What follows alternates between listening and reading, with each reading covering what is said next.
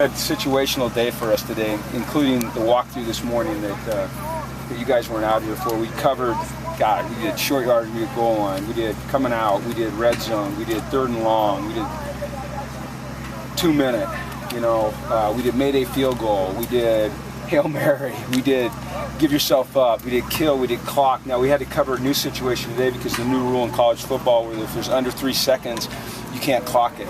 So we have to have a play for that. So that was the first time we've ever actually had to practice that. And we practiced that, and I thought they grasped it pretty well. So sometimes when we do that, it slows the practice down, which, I get bored. I've gotten so used to going so fast. But you need to do that because we've got to cover situations, and some of those you just can't cover full speed and get out of it what you need to get out of it. So I thought they were locked in. I thought they concentrated. I thought they understood the situations. You can see the older guys versus the younger guys. You saw in that kind of that walkthrough there at the end when we were working on Kill It, just, so much is going on in these young guys' minds that not getting set up the right way. But we got to put them through those exercises so that they start to grasp it. It was a good work day. Tomorrow we'll come out twice. We'll go at 8:30. We'll go at 6. The 6 o'clock thing will be for tomorrow and for Friday. Okay, not 7. The lights have worked out well for us, but I think if we go any later, it just gets too dark. And in terms of injuries, a lot of guys missed today. We've got just a bunch of concussion-like symptoms on guys, and I don't know why we seem to have these rash of head injuries. I'm not sure how serious all of them are, but we're going to treat them all as if they are very serious. So, Kevin McReynolds missed today because of a head. Poise missed. I think he should be back out in a day or two. Alex Redmond, John Lopez, Ben Wysocki. We actually sent Ian Tobler back home and brought in Ryan Davis. He had a concussion, and then Malcolm. So, I've never seen anything like this. I don't think we're doing anything different than I've ever done in the past. We talked about it last night. It's just something we've got to work through, but we're always going to err on the side of caution. Tyler Scott, hamstring, cramped on the other day, and it's so sore. Daniel Eaton's hip, Phil Rule's ab, Eddie Vander's back is doing a lot better. Probably, he was begging to get in there today. Kylie wasn't out here today. He just went into full body cramps last night. He actually was so dehydrated, they took him in and he actually gained 8.5 pounds from drinking so much fluid. It was, I don't know how they got, and that wasn't from an IV, that was actually from drinking the fluids. And I'm sure he didn't. Wow. Probably didn't get a lot of sleep last night. I think I did 8.5 pounds. Yeah. We've all done that in our industry. Yeah. Ooh, yeah. It wasn't Gatorade though, right? Eric Kendricks is doing well, and we're still, like I said, I think we're still on track for him to be ready for Nevada. We'll probably get him out here. We'll probably get him back on the field when we get back to campus. So. The guy that we're kind of in limbo with, but leaning a certain way, is Johnny Johnson. He sublexed his shoulder. He's got a minor tear in there. It's not unlike Ishmael last year when he played those games, and he'd been hurt. And he strapped it down and he started to play, and then it popped out again. I think the third game we had to go and do surgery. I think there's a chance that that's going to happen with Johnny as well. He's a little bit worse than Ish was when we decided with Ish's family to let him play. He's more along the lines of where Ish was when we got in the game. So, unfortunately for us, it comes at a position where we're very light as it is and very young, and he's a really good player, but that's just something that we probably have to get taken care of. So that's disappointing, but it gives someone else a chance to step up and play. I know Johnny's disappointed. He's going to be a great player here at UCLA. It's just going to be delayed a little bit.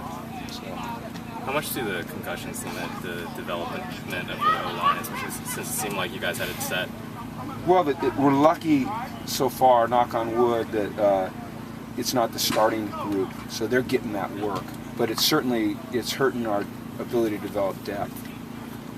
And what happens is that we get low in numbers, so we have to cut back on practice a little bit. We came in here with a really good group of offensive linemen with numbers, and we could practice a certain pace, get good work done.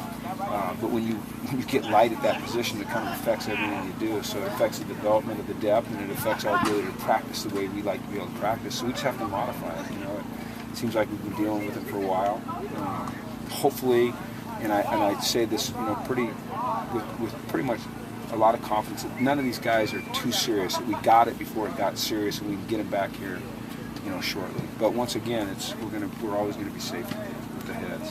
Coach, I'm doing a story on Craig Lee. Just what have been your initial impressions of him in camp? He doesn't say a lot. He's really serious about his craft.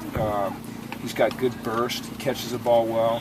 He looks like a guy that, he didn't get the summer training with us, but I haven't seen that be a real factor. He seems like he's in good shape. He's picking things up. I think like most young backs, the last thing to come is the pass protection, just deciphering who you have to block. But I think he's got a lot of skill, a lot of burst. As he learns the plays better and he understands the blocking combinations up front and, what an odd front is opposed to an even front and linebacker alignments and where that's going to dictate the holes being, I think that you'll see that more of that natural ability start to come out. How likely is it that he sees the field this year? I don't know. I mean, we've got some pretty decent backs.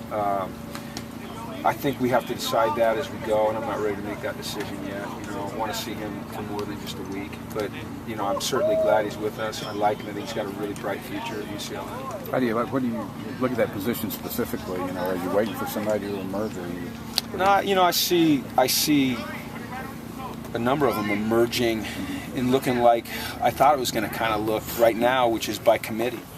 Now maybe once the season starts, somebody just pops on us. But right now, I feel confident with Jordan James, and I feel confident with Stephen Manfro, and I feel confident with Paul Perkins, and I feel confident with Malcolm Jones. And, I don't know where Damian Thigpen is yet, but I know that I felt very confident about, him as a player before he got injured. And all indications are is he's coming back fine. So I think that, I'm not knocking Craig out of it. These are the guys that I've seen carry the football in a Pac-12 game. So, I'm okay with that group as it is. I know we'd all like to just say, hey, that's the bell cow, but we're not able to do that yet. Maybe that'll happen as we go, but it's not happening. It's not happening yet. Without Oa, without Eddie playing these last few days, what's been your impressions of the defensive line without them? Well, I've been impressed with them.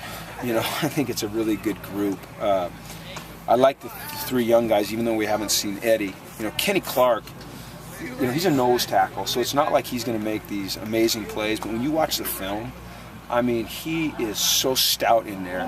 He's got great flexibility and great strength, and he plays with pad level. He keeps his hands square, and he's got violence with his hands. Kylie's just steady Eddie. He's doing a heck of a job. One of the really bright spots for us, I think, in this camp has been Keenan Graham and the way that he's played in there. He plays with really good pad level, great leverage, he gets under guys. Certainly we want to see Eddie in there. We're going to miss Oa, but we can't keep saying, we're going to miss Oa. We have to move past that. I think it's going to be a good group. Cassius is a really good football player. Lee Epinesa has done a heck of a job. Every day, Ellis does something on tape that you probably won't see out here. We just go, my goodness, that guy's really 325 pounds or whatever he is. His quickness down the line. Now, you ask him to chase the ball for 40 yards, he's probably not going to catch it. But it's that short area quickness and strength and power and burst that he's got that's pretty darn impressive. So I'm happy about our front seven. My concerns are probably like all UCLA fans and our coaches is that, how are we going to manage the secondary? How are we going to get that done? Because we have to get it done. Looked like the first day the kickoff specialists were doing their actual kicks. Is there a competition there between Covington and Fairbairn? Looks like it, yeah. I was really impressed with Kaimi's kicks. Yeah. He had distance and he had hang, and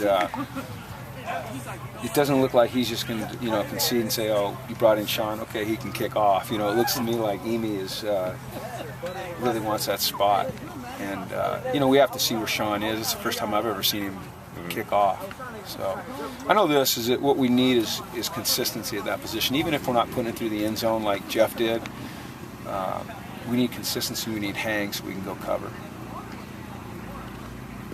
All right.